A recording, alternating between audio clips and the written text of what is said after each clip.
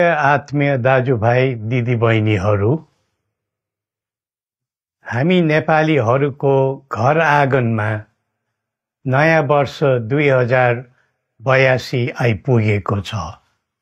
नयाँ घाम, नयाँ ज्योति, नयाँ उत्साह लिएर आएको नयाँ वर्षको उपलक्ष्यमा देश तथा विदेशमा रहे बसेका सम्पूर्ण नेपालीहरूको सुख र शान्तिको मङ्गलमय शुभकामना। हरेक नयाँ वर्ष नूतन आशा र विश्वास बोकेर आउने, तर वर्षको बिदाईमा एउटा घनघोर निराशाका बीच हुने गरेको धेरै साल भयो। समाजका विभिन्न दल, वर्ग र जन समुदायले आफ्नो धारणा, आस्था तथा अभिव्यक्ति राख्न पाउनु प्रजातन्त्रको सुन्दर विशेषता हो। तर त्यस्तो धारणा र मान्यता प्रस्तुत गर्दा सबैले संयम अपनाउनु पर्दछ। केही दिन अघि जनप्रदर्शनमा जुन प्रकारको हिंसा, आगजनी, तोडफोड भयो, त्यसबाट जस प्रकारको मानवीय एवं भौतिक क्षति भयो, त्यो सुन्दा हामीलाई अत्यन्तै दुःख लाग्यो। नागरिक स्वतन्त्रता भन्दा ठुलो तन्त्रवाद हुँदैन। वास्तविक प्रजातन्त्र त्यहाँ हुन्छ जहाँ राम्रो, नराम्रो, जनगुनासो वा गुणगान सुन्ने परम्परा र संस्कार हुन्छ। नेपाली जनतामा देश र भविष्यलाई लिएर जुन खालको जागरुकता पैदा भएको छ, त्यसलाई हामीले सकारात्मक रूपमा लिएका छौँ। वास्तवमा नेपाली जनतामा रहेको देशभक्तिपूर्ण भावना विश्वमै अनुकरणीय र अनुसरणीय छ। देशलाई विद्यमान जटिलताबाट मुक्त गराई शान्त, स्थिर र समृद्ध मुलुक बनाउने जागरुकता जुन पैदा भएको छ, नयाँ वर्ष 2082 मा नेपाली जनताको चाहना अनुसारको परिणाम हासिल हुने विश्वास थपिएको छ। मुलुकमा व्याप्त अशान्ति, अराजकता, निराशा र असन्तुष्टिबाट आम नेपालीलाई मुक्त गर्न नेपालको राज संस्थाले जहिले पनि योगदान पुर्याउँदै आएको विदितै छ। राष्ट्रियता र प्रजातन्त्रलाई मूल कार्य मान्दै जनभावना बमोजिम चल्ने बहुदलीय प्रजातन्त्र र संवैधानिक राज संस्थाको परम्परामा हाम्रो मान्यता रही आएको छ। वर्तमानमा बदलिँदो जनचाहनाको पनि कदर गरी राज्य शक्तिको स्रोत जनता नै हुन् भन्ने मन्जुरी सदैव स्थापित हुनु पर्दछ। राष्ट्र निर्माता श्री 5 बरामहाराज धीराजको दिव्य उपदेशलाई नै अबको राज्य सत्ताको मूल मन्त्र सोच्नुमा के होला? सन्तुलित कूटनैतिक सम्बन्ध र आत्मनिर्भर नेपालको परिकल्पना नै पृथ्वी पथको मूल सार हो।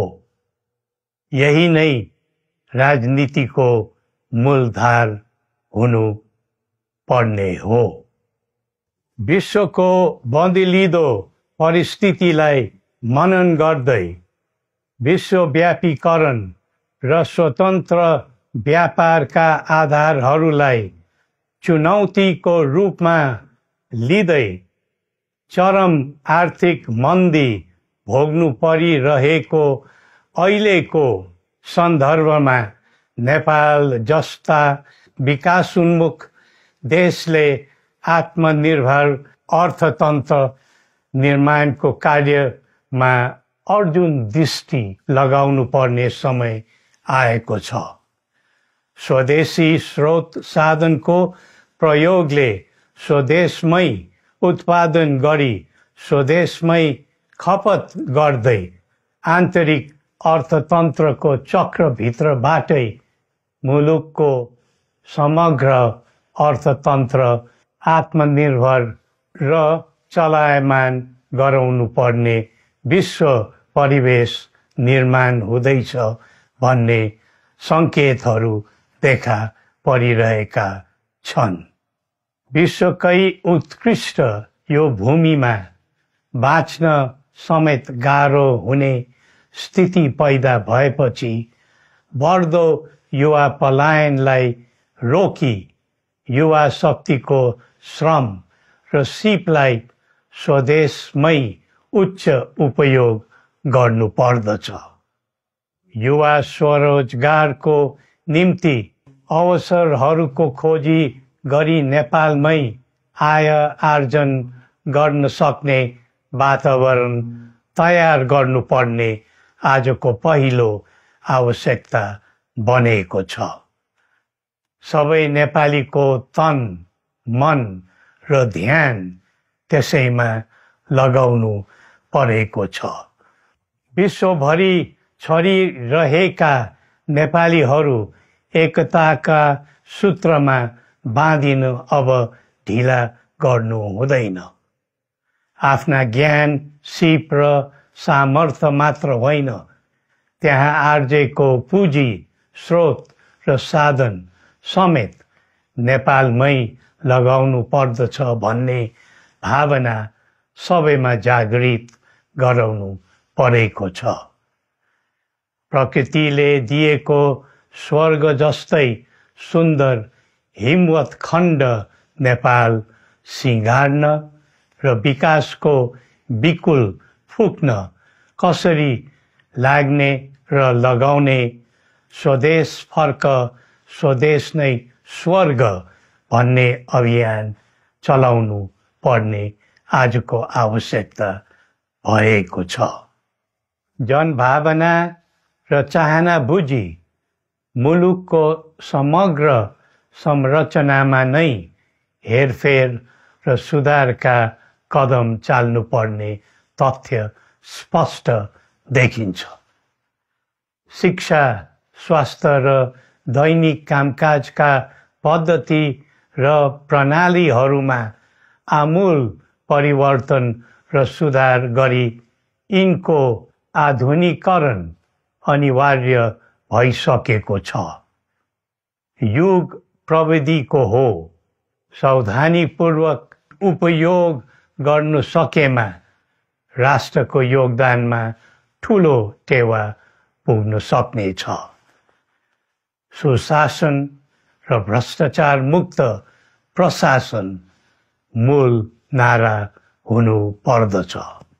हामी अस्थिरता, अशान्ति, अराजकता, विपन्नता र भ्रष्टाचारको अन्त्य चाहन्छौँ।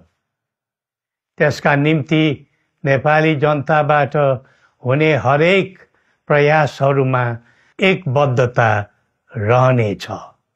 मुलुकको गिर्दो अर्थव्यवस्था, रुग्न हुँदै गएको औद्योगिक उत्पादन, बढ्दो राष्ट्रिय ऋण र बेरोजगारी, रक्षात्मक बन्दै गएको राष्ट्रियता, राष्ट्रिय एकता, सामाजिक सद्भाव, मौलिक धर्म, संस्कृति तथा जनस्तरमा बढेको निराशा, असन्तुष्टि हाम्रो चिन्ताको मूल विषय हो। नागरिक पलायनसँगै पुँजी पलायन, भ्रष्टाचार र व्यथिति देशले थाम्नै नसक्ने स्तरमा झाँगिएको छ। यो स्थितिमा नयाँ वर्षलाई उपलब्धिमूलक बनाउनु हामी सबै नेपालीको सामूहिक र एकताबद्ध प्रयास अपरिहार्य भएको छ। नेपाली बीच द्वन्द्व नहोस्, परस्पर अविश्वास र हिंसाको दुःखद मनोस्थिति नबनोस्, देशवासीहरू कुनै पनि नाम र न्युहुमा ध्रुवीकृत नबनुन् भन्नेतर्फ हामी सदैव सचेत र संवेदनशील छौँ। नेपालीको एकतामा नै नेपालको भविष्य निहित रहेको यथार्थलाई हामीले आत्मसात गरेका छौँ। सबैले यही वास्तविकतालाई आत्मबोध गर्नुपर्दछ भन्ने ठान्दछौँ।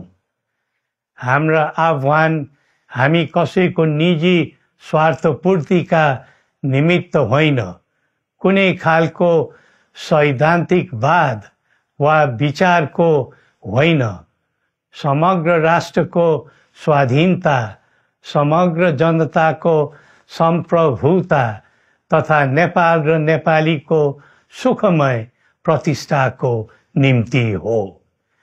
आफ्नै प्रकारको अग्रणी राष्ट्र हामीले नै बनाउने हो अनि आफ्नो स्वतः र अस्तित्व हामी आफैले उठाउने हो। संसार धेरै अघि बढिसक्यो, तर हामी यो वा त्यो वादको चक्रव्यूहमा फँसेका छौँ। नेपाल आमालाई केन्द्रमा राखेर हाम्रा विचार बन्नुपर्छ, हाम्रा कदम चल्नुपर्छ। हरेक समस्याको समाधान संवाद, सहमति, समन्वयन र सहकार्यबाट हुन सक्छ। आगामी वर्ष नेपाली इतिहासको स्मरणीय र सुनौलो सम्झना बन्नुपर्छ र बनाउनु सकिन्छ भन्ने विश्वास हामीले लिएका छौँ। नयाँ वर्षले नयाँ आशा, उमङ्ग र उत्साह ल्याओस् अनि नेपालीको सुनौलो भविष्यको सुनिश्चितता होस्।